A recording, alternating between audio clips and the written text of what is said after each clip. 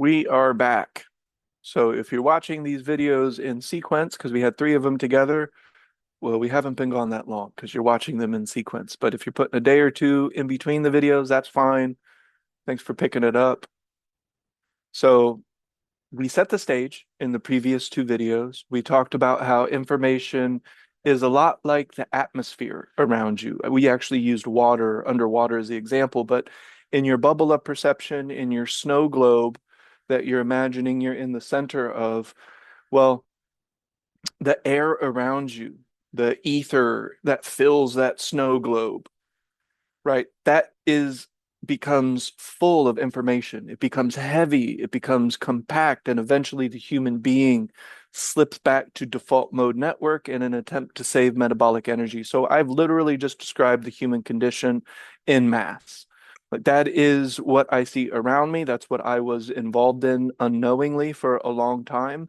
And it is pretty much the human condition. We wake up, we immediately allow information to come into our snow globe, into our field of perception, and it accumulates and it adds. And then there's more and there's more. And then the mind is just like, I can't take this. This is too much energy. I don't know what to pay attention to.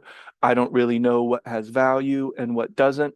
So I'm just going to slip back to the default mode network from the task positive, and I'm just going to act out habits. I'm just going to try to save as much energy as I can by being as habitual as possible, which is very redundant because then it just allows more information.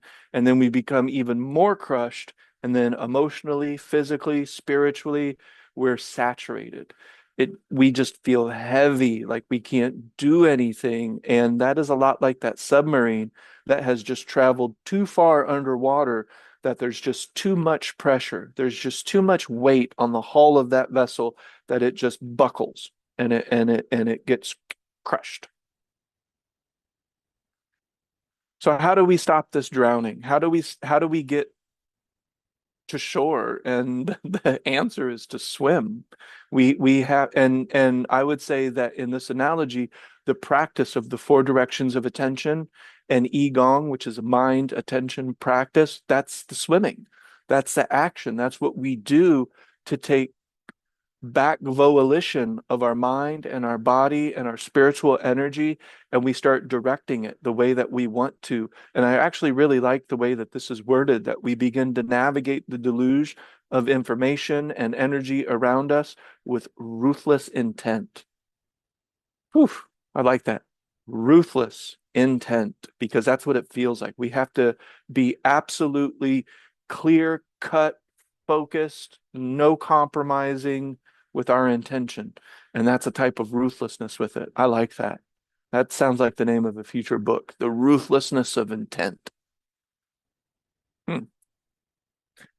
So the attention budget, we talked about this in some of the other videos, that our brain is like a finite resource. We only have so much metabolic energy. We only have, well, you have one attention span. We talked about that in terms of the myth of multitasking.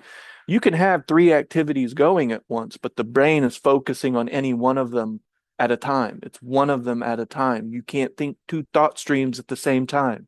Words in your mind. You can't think two independent thought streams because that's using the same pathways of the brain. That's on the left hemisphere of the human brain. You don't have two of those pathways, so you don't think two thought streams at the same time. So it's really a finite resource.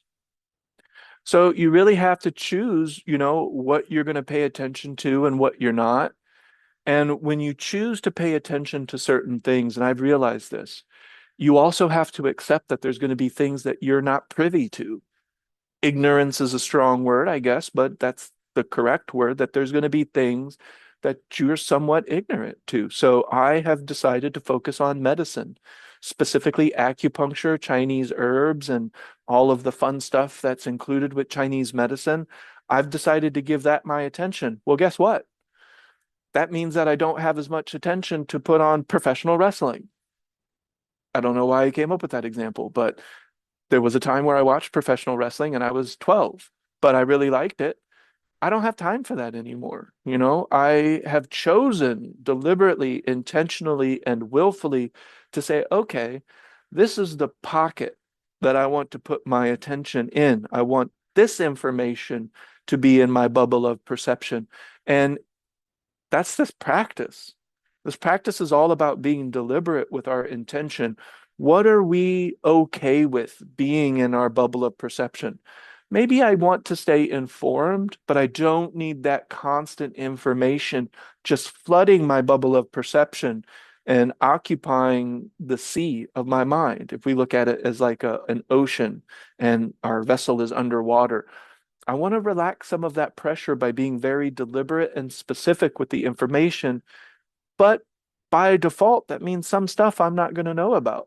There was a time where I could tell you the starting lineup of every team in the NBA and Major League Baseball.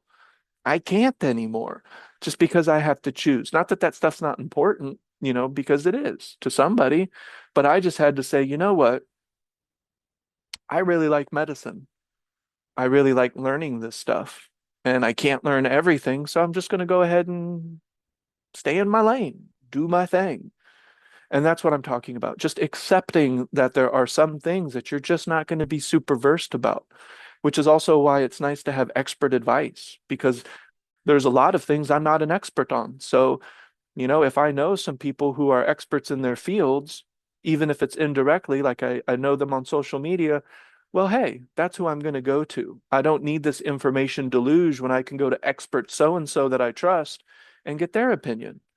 That doesn't mean that I'm going to run with their opinion as absolute fact, but it's also accepting the truth that I'm ignorant to certain aspects of the universe. That's being modest, certain aspects of the universe. So, depth in anything requires a type of trade-off, and we really have to be focused so that we can start to reduce that background static of information that is just filling our snow globe, our field, our bubble of perception. As far as you can see, as far as you can hear, as far as you can smell, it starts to create this spherical bubble of as far as I can perceive. And I have come to call that the bubble of perception. And I don't want a bunch of background BS static filling my bubble of perception. My time on this earth is finite. I got shit to do, right? And I want to do it. So I'm going to be focused. Oh, here's that word again. Ruthless. Yeah. So we're going to filter ruthlessly. And one way is to unsubscribe from anything that it's not aligning with your mission, your purpose, what you want to do, what you've chosen to do, what interests you the most, and it doesn't matter what it is, but just what gives you that, ooh, I like this. This is what I want to do. This is where I want to spend my time. So when we say unsubscribe, that's both literal and figurative because, I have to unsubscribe from some of the BS at school. When people are talking about all the different things and all the different teachers and all the different students and it's starting to get gossipy, I have to be like, okay, well, no, I'm going to unsubscribe from that.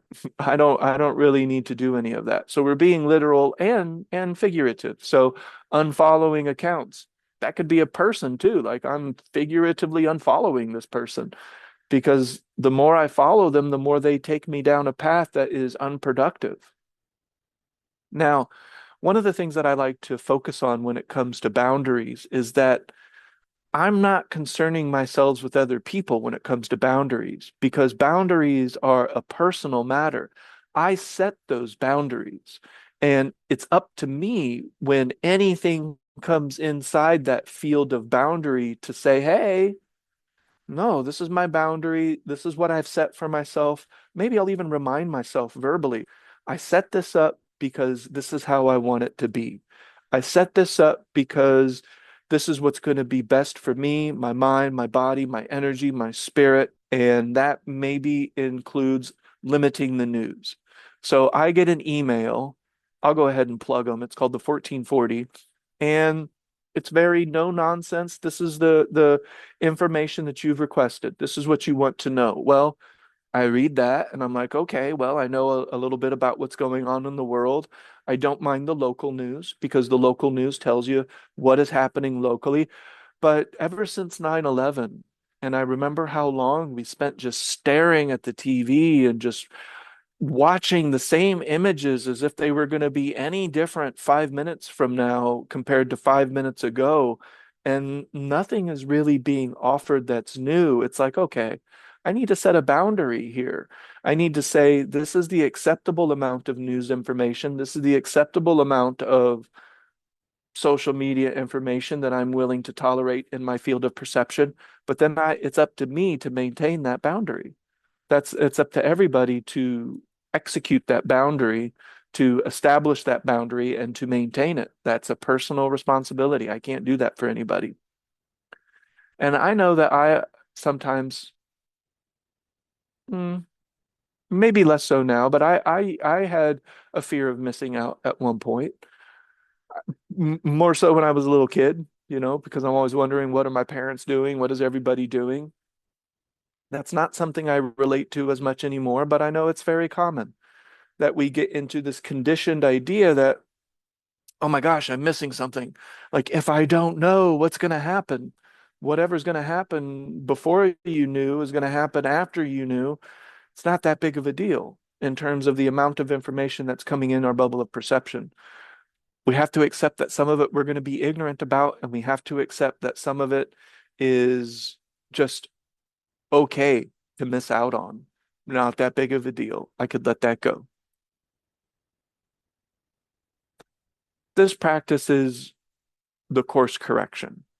This practice is establishing a course, and by course, I mean direction of your mind, direction of your attention. When attention is sustained, we start to call it focus. Where is your focus? Where is your mind? Are you allowing unnecessary information to come into the field of perception, which will fundamentally damage and inhibit your productivity, the things that you want to do? So, information consumption is not the same as being productive. In fact, you have to limit that consumption in order to be more productive. Imagine a computer that is just searching the entire internet for an answer versus a trained type of model where it's been trained on a specific set of information and you're asking about that set of information. It's going to be more productive because it's not accessing unnecessary bits of information. That's what we want. We don't want all of this unnecessary bits of information. So we want to be more like that model that has been trained to focus on certain things that benefit us, that move us, that invigorate us, that enliven us, that interest us, and that ultimately can benefit ourselves and the world around us. So the tools that we're offering are very specific. Where is my mind? Where is my body? And when we really start to get into the four directions of attention, that's where we selectively place our attention in advance to maintain awareness of the operating system, to maintain awareness of the ocean that we're swimming in. So the final idea is that, we don't have to drink the whole ocean. We don't have to occupy the entire space of the internet. We just have to say, okay, this is what I want. This is my temperament. This is what interests me. This is what I want to spend my time on. I want to be very specific with my attention and very specific with my heart and where I shine it and to what extent I fill the room with it and how much I let people tug and pull on that heart energy as just one example. But I want to be aware of my emotional state. I want to be aware of my energetic state. I want to be aware of my physical state. And in order to do that, it means that I have to be very picky about where my mind is and what I allow to fill this field of perception. So the idea is that not only do we not need to, we can't. We can't occupy the entire ocean all at once, even though the entire weight of the ocean is eventually pushing down on us. It's creating the pressure around our hull. So it's still all around us, but we're going to be very selective in how we navigate. Maybe we make sure that we don't go too deep in a certain subject, maybe deeper in another where we know that those waters are more safe for our cognition. safe for our emotional well-being, safe for our output in the world, not only what we think, but what we say and what we do and how we treat other people. So I think all of this is very important, and I hope that you were able to kind of put these three videos together into a more complete picture. If you want to go a little bit deeper, if this is something that you're like, hey, I'm interested in, and I want it to be more of my bubble of perception, I want to swim in this water of mind practice, of attentful intention and the ability to focus the mind in such a way that you create the life that you want internally, externally, and the ability to connect to yourself, other people, and your environment just becomes so much more sustainable and vibrant and efficient when we're not allowing the world to distract our course, our focus, where we want to go. This will sound repetitive and you'll probably hear it a lot, but where is my mind? Do I even know? And did I put it there? Have I charted the course? So that's the question that we can ask ourselves. Is this a charted course of behavior, of thinking, of acting, of information access? Or have I slipped into the default mode network again and I'm a leaf at the mercy of the wind? Easily commodified, and it's very easy to come to the sensation that the world is crushing and its weight is just too much. So hopefully these videos are beneficial for you, and hopefully it's inspiring to start learning more about this practice and what we can do with our minds specifically, because we have very specific techniques that we can do to help focus the mind and to help chart a course that is going to be better for ourselves and the world around us. All right. Well, thanks a lot. I hope you enjoyed this video, and we have many more to come. I think you're supposed to like and subscribe and do all of those fun things on whatever channel you're watching, and stay tuned because, we have books and we have more videos, and you can always come see me at the acupuncture clinic in Chicago and we can talk more. All right. Thanks a lot. And I'll see everybody again soon.